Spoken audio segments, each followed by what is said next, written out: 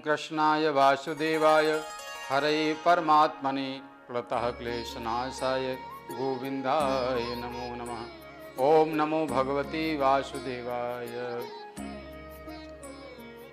Shri news के भाग्यश्री कार्यक्रम में मैं पंडित राजेश शास्त्री आपके बीच में उपस्थित हूँ।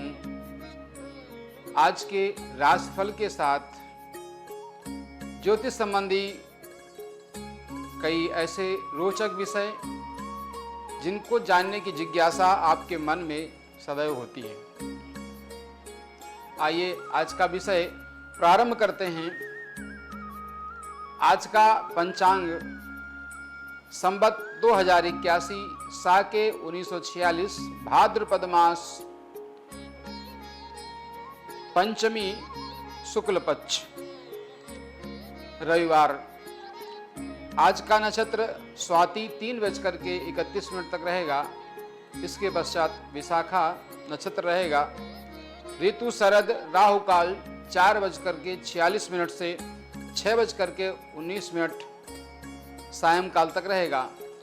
आज का सूर्योदय है 5:50 पर और सूर्यास्त रहेगा 6:19 तक। आज के जातकों के लिए मेष राशि का फलादेश।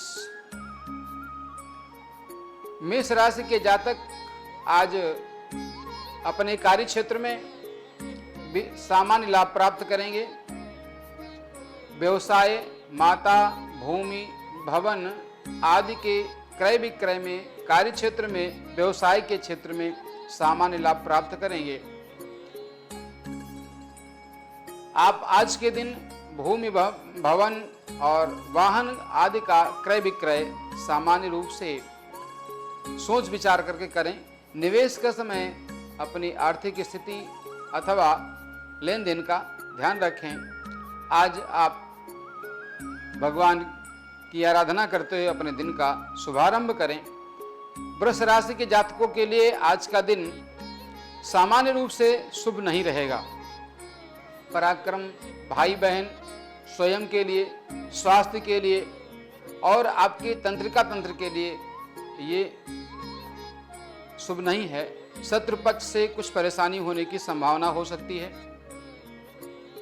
आप प्रतिदिन की अपेक्षा आज अपने स्वास्थ्य को थोड़ा कम अच्छा अनुभव कर सकते हैं। आत्मबल सामान्य से कम रहेगा, इसलिए उचित आहार विहार का पालन करते हुए इष्ट आराधना करें। प्रातःकाल उठते ही ओम नमो भगवते वासुदेवाय मंत्र का जप करें। मिथुन राशि के जातकों के लिए आज का दिन शुभ रहेगा। स्वयं के लिए भी, कार्य क्षेत्र के लिए भी, बौद्धिक स्तर के लिए भी, मन, संतान, शिक्षा प्रतियोगिता में आपको लाभ मिलेगा। जो जातक प्रतियोगी परीक्षा की तैयारी कर रहे हैं उनके लिए आज का दिन शुभ हो रहा है और जो तैयारी करने के लिए अपनी योजना बना रहे हैं उनके लिए भी आज का दिन शुभ होगा। आज इष्ट के आराधना के साथ में अपने कार्य का शुभारंभ करें, लाभ मिलेगा। कर्क राशि के जातकों के लिए आज का दिन ठीक नहीं रहेगा। माता, भूमि, भवन, वाहन, समाज, व्यवहार, वस्त्र, आभूषण आदि के क्षेत्र में आपको अपेक्षित लाभ मिलने की संभावना नहीं रहेगी। इसलिए इनका भूमि, भवन, वाहन का क्रय विक्रय करते समय ध्यान रखें। माता के स्वास्थ्य का ध्यान रखें। माता के साथ मधुर भाषण के साथ में अच्छा व्यवहार करें। हनुमान जी की आराधना करें। हरी वस्तुओं का दान करें। आपका दिन शुभ होगा। सिंह राशि के लिए आज सामान्य रूप से कुछ मामलों को छोड़ करके दिन शुभ रहेगा। साहस, छोटे भाई बहन, छोटी मोटी यात्रा आदि के लिए शुभ रह सकता है, परंतु विशेष सावधानी के साथ कार्य का प्रारंभ करें। ओम घृणहि सूर्याय नमः मंत्र का जप करें। सूर्य को जल दें, इष्ट आराधना करें। कन्या राशि वालों के लिए आज का दिन विशेष रूप से लाभकारी रहेगा। सामान्य लाभ मिलने की संभावनाएं रहेंगी। धन लाभ हो सकता है। सोना चांदी वस्त्र आभूषण यदि आप खरीदना चाहते हैं तो इसमें आपको लाभ मिलने की संभावना रहेगी। उचित आहार विहार का पालन करें, आपको कुछ मधुर मिष्ठान्न प्राप्त होगा, वो आपके लिए शुभ होगा। हरी वस्तुओं का दान करें, इष्ट आराधना करें। तुला राशि वालों के लिए आज का दिन विशेष रूप से शुभ रहेगा। शरीर से संबंधित कई प्रकार के विकार जो होंगे आज से दूर हो जाएंगे। ज्ञान के क्षेत्र में यदि आप ज्ञान अर्जन करना चाहते हैं तो आपको लाभ मिलेगा। स्वास्थ्य से संबंधित जो जातक लंबी बीमारी से ग्रसित रहे हैं उनके स्वास्थ्य में धीरे धीरे सुधार होगा। मन शांत रहेगा, एकाग्रता बढ़ेगी, धन लाभ की योग बनेंगे और आपको शासन सत्ता से भी लाभ मिलने की संभावना रहेगी। वृश्चिक राशि के जातकों के लिए आज का दिन सामान्य से अशुभ रहेगा। धन हानि होने की संभावना रहेगी, इसलिए सोच विचार करके ही धन खर्च करें। किसी से शत्रुता हो सकती है, इसलिए वाणी में संयम रखें। सफेद वस्तुओं का दान करें। ओम नमो भगवते वासुदेवाय मंत्र का जप करें अथवा गणेश जी की आराधना करें। धनु राशि वालों का आज का दिन सामान्य रूप से उत्साह से भरा हुआ धन लाभ के लिए लाभकारी रहेगा। आय व्यय के क्षेत्र में आय की अधिकता रहेगी, पर्याप्त मात्रा में आय होगी। स्वास्थ्य ठीक रहने की संभावनाएं रहेंगी। यदि आप बीमा कंपनी में काम करते हैं तो कोई नई पॉलिसी के साथ आपको लाभ मिलने की योजना रहेगी। कंपनी में काम करते हैं तो आपको कोई पद प्रतिष्ठा मान सम्मान मिलने की संभावनाएं बनेगी। अपवाद स्वरूप कोई विघ्न आएगा तो उससे अपनी इष्ट आराधना करते हुए, इष्ट का ध्यान करते हुए उसको दूर करने का प्रयत्न करें, आपका दिन शुभ होगा।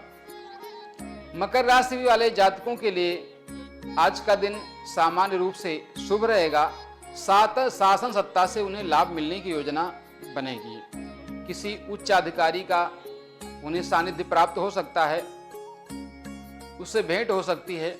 व्यवसाय आदि से संबंधित यदि कोई कार्य योजना आपकी बनी है तो इस दिन आप अपने उच्चाधिकारी से मिल करके अपने कार्य क्षेत्र की नई योजना बना सकते हैं और अपने कार्य का शुभारंभ करेंगे, आपको लाभ होगा। कुंभ राशि वालों के लिए आज का दिन विशेष रूप से भाग्य संवर्धन के लिए लाभ देगा। सुखद यात्रा होगी। गुरु, आचार्य, धर्माचार्य आदि किसी से भेंट होने की संभावनाएं रहेंगी और पिता से धन लाभ आदि का सहयोग प्राप्त होने की संभावना बनेगी। मीन राशि वालों का आज का दिन अशुभ रहेगा। संतान के पक्ष में, शिक्षा प्रतियोगिता के क्षेत्र में, मित्रता के क्षेत्र में, प्रेम प्रसंगों के क्षेत्र में उन्हें आज असफलता मिलने की संभावना रहेगी। इसलिए इन सभी मामलों में आप सावधानी पूर्वक व्यवहार करें। संतान की शिक्षा की यदि आप योजना बना रहे हैं तो जिस शिक्षण संस्थान में उनका प्रवेश दिलाना चाहते हैं सोच विचार करके दिलाएं, वहाँ का वातावरण इत्यादि। मित्रता के क्षेत्र में मित्रों से सद्व्यवहार करें और वाणी पर संयम रखें, इष्ट आराधना करें। यह था आज का 12 राशियों का फलादेश। आज 8 सितंबर 2025 की जो 12 राशियां हैं इनके फलादेश के संबंध में आपने जानकारी प्राप्त की। अब मैं कुछ विशेष चर्चा करता हूं आपसे। जब हम राशिफल देखते हैं, कभी अखबार में देखते हैं, कभी इंटरनेट पर देखते हैं, अथवा हम किसी ज्योतिषी से इस विषय पर चर्चा करते हैं तो हमारे प्रश्न होते हैं क्योंकि मनुष्य का स्वभाव है वह अपने भविष्य के विषय में जानना चाहता है। हमारी भी जिज्ञासा होती है।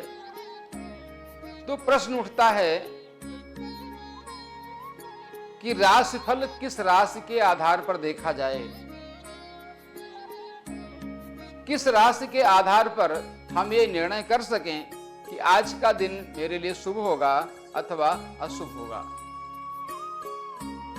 किस राशि के आधार पर हम यह निर्णय कर सकें कि जो कार्य हम करने जा रहे हैं उसके लिए आज का दिन उपयुक्त होगा, आज का समय उपयुक्त होगा या आने वाला समय कैसा रहेगा। ये सारे प्रश्न हमारे मस्तिष्क में रहते हैं। इस समस्या का समाधान करते हुए हमारे शास्त्रकारों ने कहा कि विवाहे सर्वमांगल्ये यात्रादौ ग्रह गोचरे जन्म राशे प्रधानत्वम नाम राशि न चिंतयेत्। कहने का तात्पर्य है कि विवाह कार्य, सभी प्रकार के मांगलिक कार्य, मुहूर्त शोधन का कार्य, विशेष यात्रा, किसी विशेष कार्य के प्रयोजन से ऐसे दिनमान का आकलन और ग्रह गोचर के आधार पर गणना करना, दिन दशा आदि का जो राशिफल है, जो फलादेश है, उसको हम जन्म राशि से विचार करते हैं। क्योंकि सामान्य सा ये प्रश्न हमारे मस्तिष्क में आता है। कभी कभी हम भ्रम में पड़ते हैं कि किस राशि से देखें, जन्म राशि से देखें अथवा जो हमारा पुकारने का नाम है नाम राशि से देखें। तो यह निर्णय हमारे ऋषियों ने दिया है, कितने काम हमें जन्म राशि से करना चाहिए। अब इसके बाद आती है कि जो हमारा नाम है, नाम राशि है, फिर उसका क्या है। तो उसका भी निर्णय दिया है हमारे शास्त्रकारों ने। कहा देशे ग्रामे ग्रहे युद्धे सेवायाम व्यवहार के नाम राशि प्रधानत्वम जन्म राशि न चिंतयेत्। कहा कि यदि हम अपने देश में निवास करते हैं, निवास करने की योजना बनाते हैं अथवा कार्य योजना बनाते हैं अथवा घर में आपस में एक दूसरे के साथ व्यवहार करने में जो कुछ नाम पुकारते हैं, ऐसी स्थिति में नगर में निवास करते समय, युद्ध में, सेना में भर्ती होने के समय, सेना से संबंध किसी प्रकार की योजना बनाते समय, न्यायालय में मुकदमे की पैरवी करते समय, कोर्ट आदि में, भूमि भवन वाहन की खरीदारी में, रजिस्ट्रेशन और रजिस्ट्री आदि के कार्यों में हम अपने नाम राशि से विचार करते हैं। यह शास्त्रकारों का वचन है। अब इसमें विषय यह आता है कि नाम राशि से हम इन चीजों में विचार करेंगे, जन्म राशि से विवाह कार्य, सभी मांगलिक कार्यों में विचार करेंगे।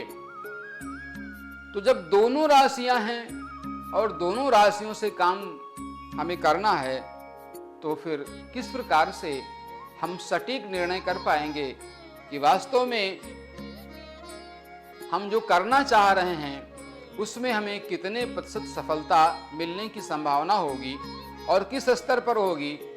ऐसा विचार भी हमारे मस्तिष्क में आता है। तो देखिए, इस विचार को करने के लिए भी हमारे शास्त्रकारों ने अनेक वचन दिए हैं। ज्योतिष में जब हम किसी की जन्मपत्रिका निर्माण करते हैं तो उसमें ग्रहों की राशियां, उनकी स्थिति, उनका बल, उनकी दिशा,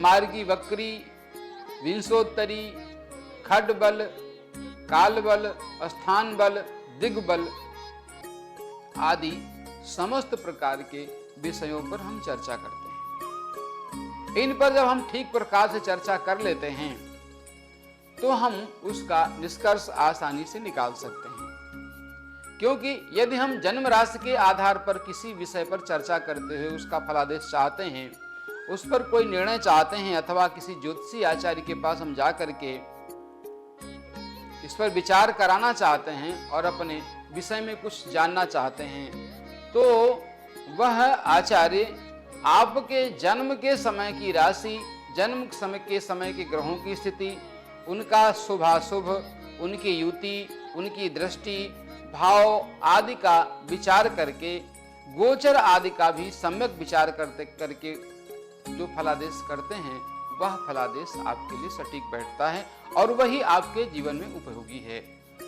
तो कहने का तात्पर्य है कि किसी भी प्रकार का कोई भ्रम नहीं है। आप इस भ्रम को मन से निकाल करके शास्त्रों में कहे हुए वचनों के आधार पर अपने कार्य विशेष की योजना बनाएं, उसका निर्णय करें। और हम जैसा आपको बता चुके हैं कि हमारे ऋषियों ने जो व्यवस्था दी है उस व्यवस्था को आधार बनाकर आप अपने कार्य को प्रारंभ करें, आपको अवश्य लाभ मिलेगा। अब विषय आता है, कभी कभी हम मुहूर्त का शोधन करते समय, फलादेश करते समय, किसी से कोई बात पूछते समय, किसी तिथि पर्व आदि का निर्णय करते समय, किसी संस्कार का निर्णय करते समय भी कई प्रकार के हमारे प्रश्न आते हैं। कभी कभी हम निर्णय में निष्कर्ष तक नहीं पहुंच पाते, भ्रम हो जाता है कि इस कार्य को आज किया जाए अथवा कल किया जाए, ये पर्व आज मनाया जाए अथवा कल मनाया जाए। यदि हम घर में कोई संस्कार करवा रहे हैं तो उसका विचार किसके नाम से किया जाए, किसके द्वारा किया जाए, स्त्री की कुंडली से किया जाए अथवा पुरुष की कुंडली से किया जाए। ये सारे विषय जो हमारे हैं, ये विषय हैं तो बहुत स्पष्ट, शास्त्रकारों ने इस पे अपना स्पष्ट मत दिया है, परंतु हमें उस स्थिति का ठीक प्रकार से ज्ञान न होने के कारण हम भ्रम में पड़ जाते हैं। इसलिए हम मुहूर्त शोधन के समय भी विशेष रूप से सावधानी रखते हैं। उदाहरण स्वरूप कहते हैं कि स्त्री नाम विधोर बलम मुसंति विवाह गर्भ संस्कारेरितः कर्मसु भर्तरेषु। कहने का तात्पर्य है कि स्त्री नाम विधोर बलम मुसंति, कि स्त्री के लिए चंद्रबल देखा जाता है।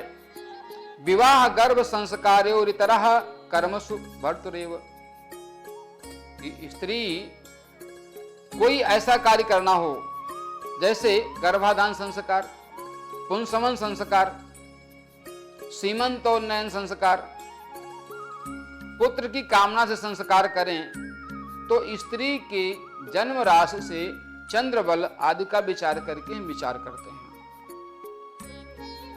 और कहा संस्कारयोर इतरः कर्मसु भर्तरेव, और इसके अतिरिक्त जितने भी इतरः, जितने इसके अतिरिक्त और भी जितने कर्म हैं वह उसके पति के नाम से विचार करते हैं। तो ऐसा हमारे शास्त्रकारों ने मत दिया है।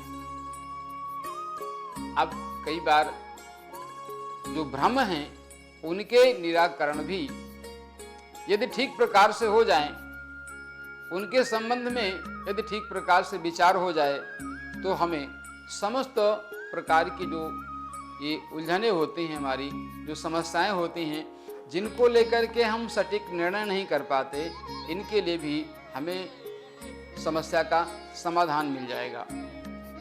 अब प्रश्न आता है कि ऐसी स्थिति में हमें इसे मानना चाहिए अथवा नहीं मानना चाहिए। तो जैसा कहा गया कि ज्योतिष एक शास्त्र भी है और एक विज्ञान भी है, विशेष ज्ञान है, जिसमें हम सूर्य, चंद्रमा, मंगल, बुध, बृहस्पति, शुक्र, शनि, राहु, केतु आदि ग्रहों का मनुष्य के जीवन पर पड़ने वाले प्रभावों का हम अध्ययन करते हैं। अध्ययन यदि हमने किया, सटीक उसके संबंध में हमने विचार किया है, तो निश्चित रूप से हमारा जो ज्ञान है वो हमारे कार्यक्षेत्र में सहायक बनेगा। क्योंकि यद पिंडे तद ब्रह्मांडे, जैसा हमारे इस शरीर में है वैसा ही इस ब्रह्मांड में है। तो जैसा कहा गया कि प्रत्येक ग्रह किसी न किसी तत्व का प्रतिनिधित्व करता है, कोई पृथ्वी तत्व का, कोई जल तत्व का, कोई अग्नि तत्व का, कोई वायु तत्व का, कोई आकाश तत्व का। इन सब का प्रभाव हमारे जीवन पर पड़ता ही है। जैसे सूर्य के उदय होने से चारों ओर प्रकाश फैल जाता है। यदि ग्रीष्म ऋतु है तो हमें गर्मी लगती है, और सूर्य के प्रकाश से हम कहीं छाया में जाना पसंद करते हैं। मन में इच्छा होती है कि चलो धूप बहुत तेज है, किसी छाया वाले स्थान पे बैठा जाए, अथवा पंखा एसी इत्यादि में बैठा जाए। वैसे ही जाड़े के मौसम में जब जाड़ा होता है तो ये मन करता है कि सूर्य उदय हो जाए। तो सूर्य उदय होगा तो हमें धूप लगेगी तो कुछ राहत मिलेगी। तो कहने का तात्पर्य यह है कि जिस प्रकार से सूर्य का हमारे जीवन पर प्रभाव पड़ता है, उसी प्रकार से समस्त ग्रह हमारे जीवन को प्रभावित करते हैं। इसलिए हमें ध्यान में रखने की आवश्यकता यह है कि इस संसार में कोई ऐसी स्थिति नहीं है, कोई ऐसी परिस्थिति नहीं है, कोई ऐसा कार्य नहीं है, कोई ऐसा जीव नहीं है जो ग्रहों की स्थिति से प्रभावित न हो।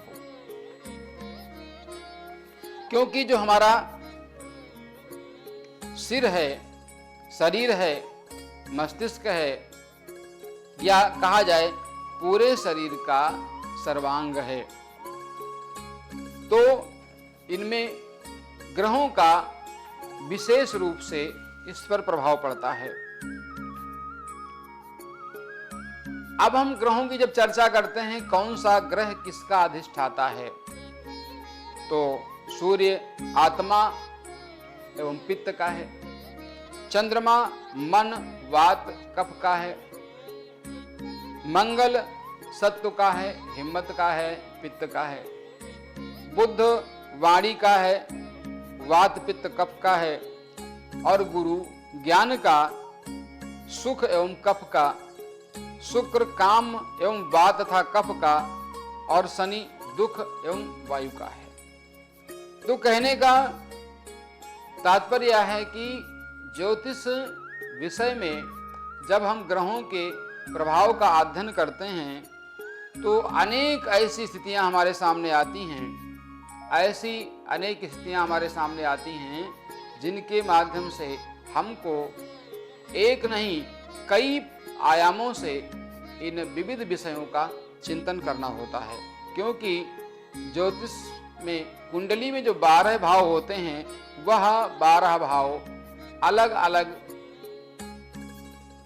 अपने अपने भाव के अनुसार उसमें स्थित राशि और ग्रह की दृष्टि बल अबल के आधार पर अपना प्रभाव देते हैं। आज के इस 8 सितंबर की भाग्यश्री कार्यक्रम की बेला में आपने ज्योतिष संबंधी फलादेश और किस नाम से हम विचार करें, इस पर चर्चा सुनी। कल पुनः आपके सामने उपस्थित होंगे नए विषय के साथ और राशि का फलादेश लेकर के। जय श्री राधे, जय श्री राम।